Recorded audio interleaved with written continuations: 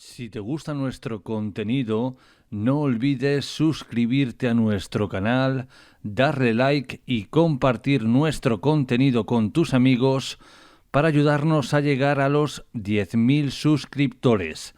Además, si quieres apoyarnos aún más, puedes hacerlo en la sección Gracias que aparece justo debajo del vídeo. Tu apoyo significa mucho para nosotros. Y dejamos atrás la parte más musical del espacio de esta semana y ahora ha llegado el momento de hablar de algo más oscuro, de algo más diabólico, Crímenes del Maligno. César Alcalá, bienvenido, ¿cómo estás? Muy buenos, muchas gracias por invitarme y todo un placer. Como ya he dicho, Crímenes del Maligno, pero hablando del maligno, ¿es el maligno que todos imaginamos? Exacto, sí, hay personas malignas, pero en este caso estamos hablando directamente del demonio, sí. Entonces, César, hablamos de crímenes o sucesos que de alguna forma han estado influenciados por esta figura. Claro, digamos, el hecho...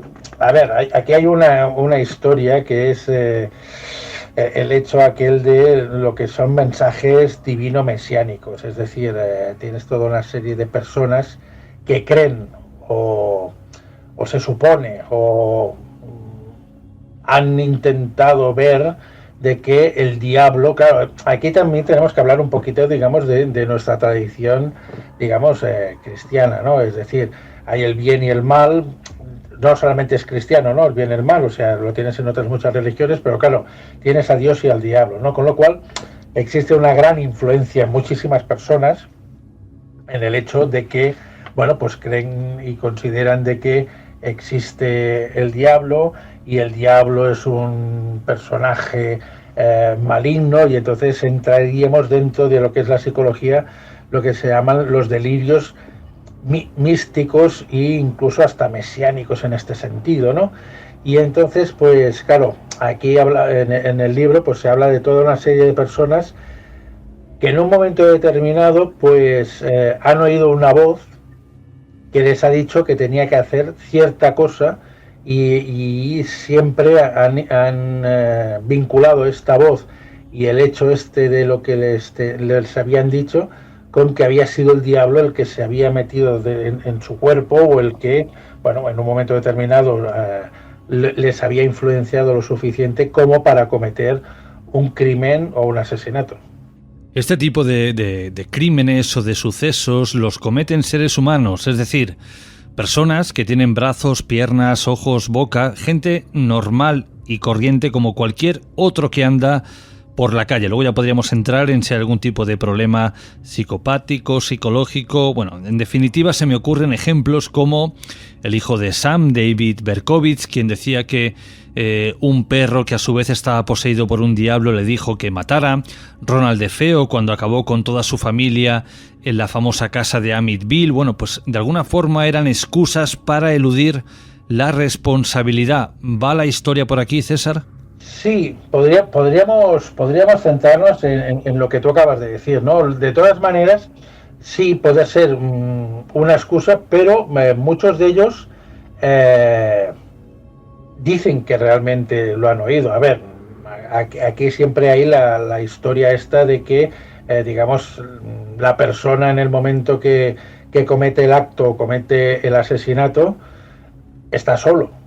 Con lo cual luego puede decir lo que le dé la gana y puede decir, no, es que yo he matado a fulanito o a sultanito porque el diablo me dijo, tienes que matar a esta persona. Claro, 5 minutos antes de que pasara el asesinato nadie estaba allí, con lo cual pues puedes inventarte la historia, como tú decías, ¿no? Como para justificar tu asesinato, o puede ser que haya sido verdad, ¿no? Por ejemplo, hay un caso que yo creo que es de los más duros que he escrito yo en el libro, que es un padre aquí en Gerona, de que a su hija de 8 meses, pues dice que oyó una voz que le dijo que la criatura aquella que él tenía ahí delante era el diablo, y cogió un cuchillo y mató a su hija de 8 meses. Claro, esta persona tenía algún trastorno psicológico evidentemente lo tenía que tener, ¿no? En el momento de que los que somos padres, digamos, no actuaríamos de esta manera con nuestros hijos, ¿no? Con lo cual, y después te dices de que no, es que he oído una voz que el diablo me ha dicho que mi hija era el demonio que la tenía que matar. Claro, aquí te entra la reflexión aquella de decir, ¿hasta qué punto tú oyes una voz o crees que has oído una voz y coges un cuchillo y le metes X puñaladas a una criatura de 8 meses hasta matarla, ¿no? Claro, aquí entran muchos aspectos, tanto psicológicos como morales, ¿no? En el sentido de decir, hombre, a ver, si yo en estos momentos, ahora que estamos hablando tú y yo, oigo una voz que me dice cuelga porque el señor que te está hablando desde el aparato es el diablo, pues hombre, tendré que estar pues a lo mejor con un estado etílico un poco elevado, tendré que estar bajo unas influencias médicas bastante elevadas para creerme de que tú eres el diablo y tengo que cortar esta entrevista que estamos haciendo, con lo cual también hay una predisposición, digamos, de la persona que tenga esta, digamos, por decirlo de alguna manera, esta debilidad mental para creerse o entrar dentro de unos condicionamientos y de unas condiciones psicológicas, digamos, lo suficientemente perturbadas para cometer ciertos delitos o ciertos actos, digamos, que no están dentro de la normalidad. Pues te diré una cosa, César, yo creo que hacerle una entrevista al mismísimo diablo, si se prestara, sería todo un filón, ¿eh? Nos contaría cosas muy interesantes. Como digo, un filón. Ahí lo dejo, señor diablo, por si me está escuchando. Sí, hombre, evidentemente, claro. Periodísticamente hablando, digamos, la entrevista puede ser muy buena. Lo que pasa es que, claro, a lo mejor nos llevamos alguna sorpresa, ¿eh? Porque nosotros, digamos, siempre lo metemos dentro del plano, digamos, de que el diablo es el mal, ¿no? Y a lo mejor nos sorprende y las contestaciones que nos da dice, hombre, pues a lo mejor tan malo no es, ¿no? O sea, claro, te estoy haciendo un poco de ciencia ficción en el sentido de que no lo vamos a entrevistar nunca, ¿no? Pero que a lo mejor te sorprende la entrevista que le puedas hacer a un personaje de estos, ¿no? Pero esto también ha pasado con otros personajes, digamos, dentro de todo el mundo este, ya no solamente del maligno, sino dentro de todo el mundo este de asesinos en serie que han llegado tienen un carisma, por decirlo así, de que han llegado bueno, pues a sorprender a los que los han entrevistado, si han tenido la suerte de poderlos entrevistar, e incluso que los han llegado a convencer de que no eran tan malos, es decir, incluso Bruni y algunos otros recibían cartas en la cárcel de mujeres fans de ellos, es decir, tan fans podían ser de los Beatles, por decirlo de alguna manera, o de los Rolling Stones, como de un asesino en serie. Y se han dado estos casos, que han habido asesinos en serie que han recibido cientos y miles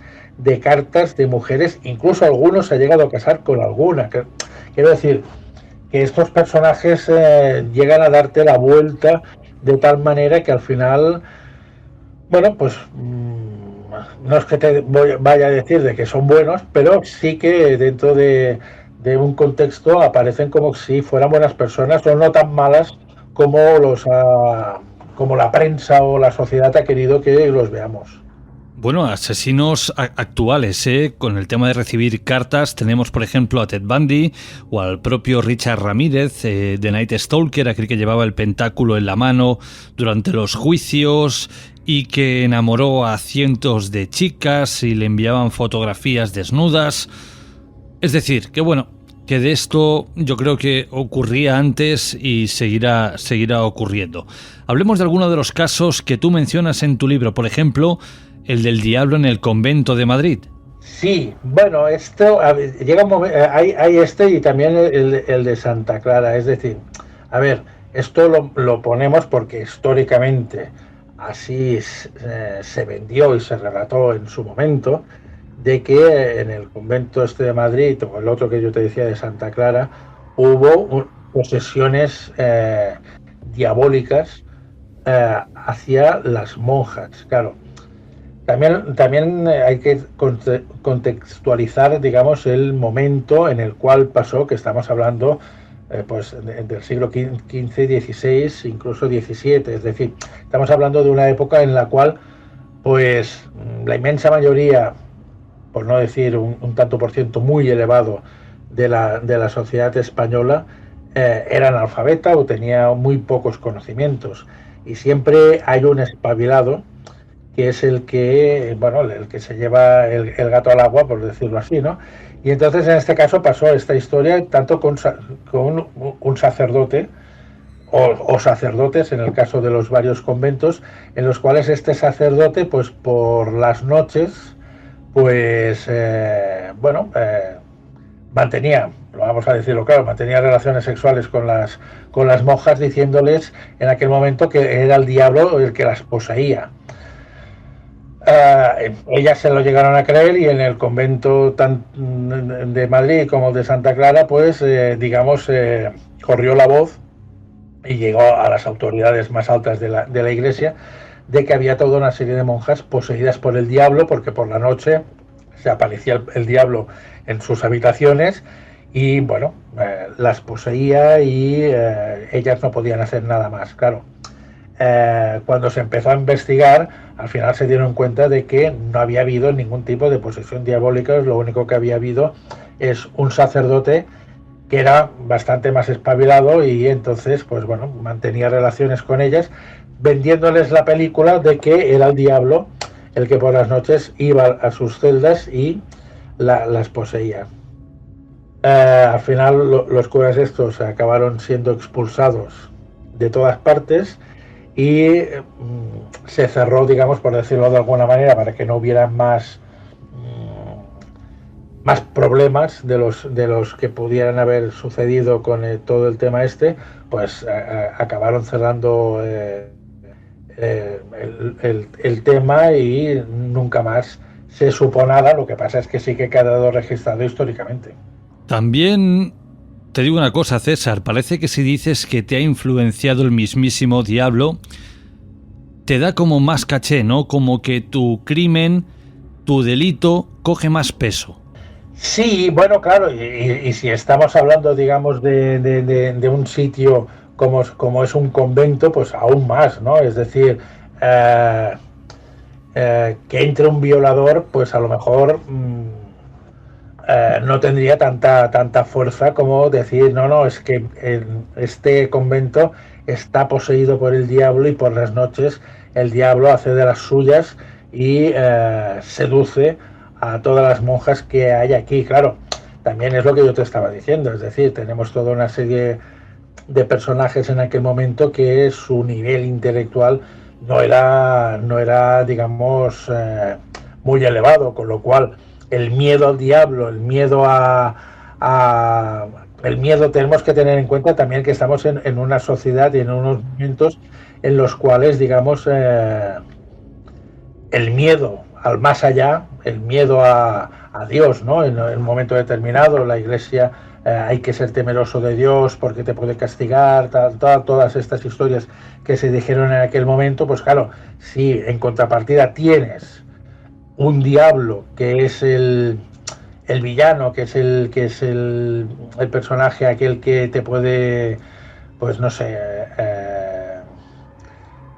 llevar al mal que te están diciendo por el otro lado que no tienes que ir hacia ese mal, pues evidentemente tienes el contraste aquel de lo positivo y de lo negativo, ¿no? Es decir, lo negativo sería el diablo en este sentido, pero también puede ser lo positivo, porque el positivismo este es el que te está induciendo a hacer el mal, que sería el negativo.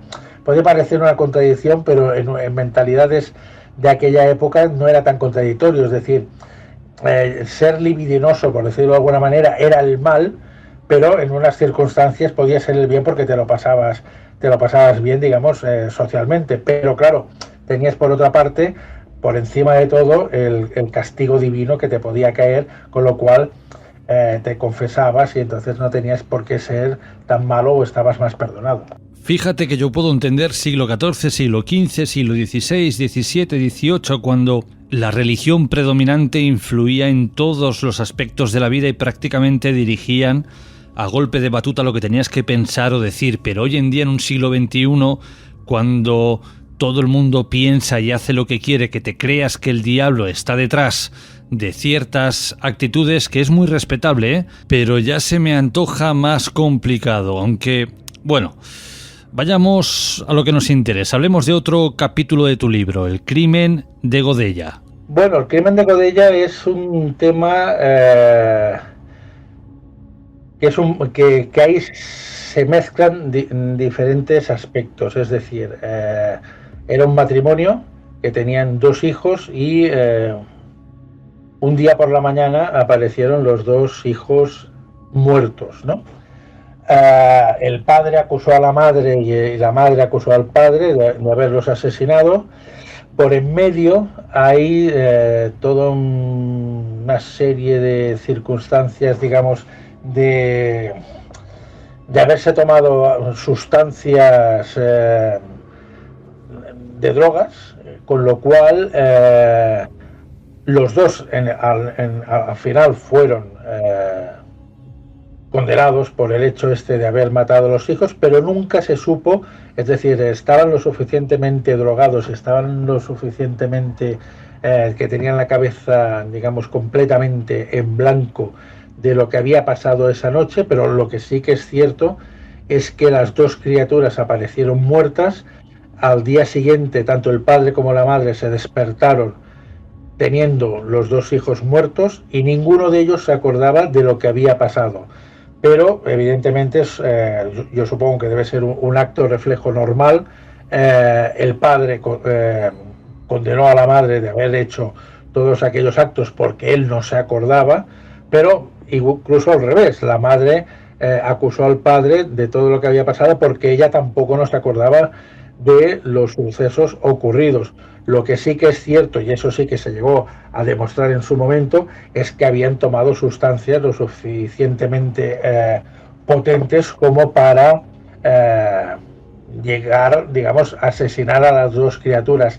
El motivo y el por qué llegaron a asesinar a las 2 criaturas, eso tampoco no se llegó a saber nunca, y yo creo que no se sabrá nunca. Es decir, es una yo qué sé, un hecho psicotrópico de estos de drogas que, bueno, a lo mejor vete tú a saber, les molestaba a los críos o estuvieron jugando, se les pasó de la mano, o mil y una historias. Lo que sí que es cierto es que aparecieron las 2 criaturas muertas al día siguiente. Pero, querido César, además de lo que hemos hablado tú y yo en estos minutos, ¿qué más va a encontrar la audiencia de este espacio dentro de tu libro, Crímenes del Maligno? Pues van a encontrar todo un repaso de todo lo que ha pasado aquí en España vinculado con el maligno. Es decir, es que han habido historias, la verdad es que han habido historias que claman al cielo. Es decir, desde tablas Ouija, en el cual siempre se dice, ¿no?, de que la tabla Ouija la carga el diablo. Pues en este momento la carga el diablo. Hay un tema, por ejemplo, de exorcismos en un momento determinado, cuando, digamos, toda la historia esta no estaba tan de moda como hoy en día, o como hubo en su momento con el exorcismo, con la película El Exorcista, ¿no?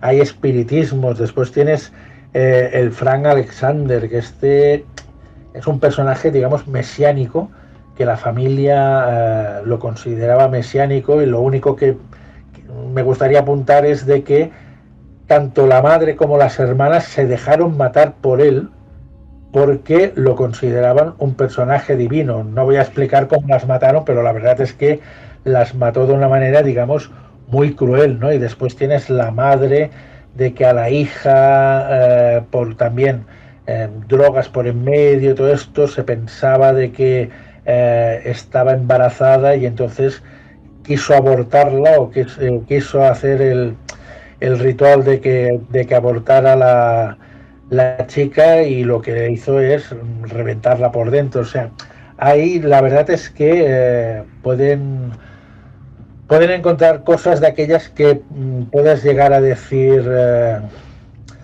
es que esto es una película, pero no es una película, ha pasado. Es decir, las películas que vemos hoy en día, o las películas que podemos llegar a ver, o las películas que se hayan hecho sobre historias de estas, de tanto del maligno como de asesinatos, no dejan de ser películas, pero muchas de ellas están basadas en la realidad y a veces, como decía alguien en un momento, ¿no?, que la realidad, la ficción supera la realidad, pues en este caso, con lo de los crímenes del maligno, yo creo que supera a la realidad la ficción. Incluso tenemos el caso de la curandera de Almansa, es decir, tenemos toda una serie de personajes que la verdad es que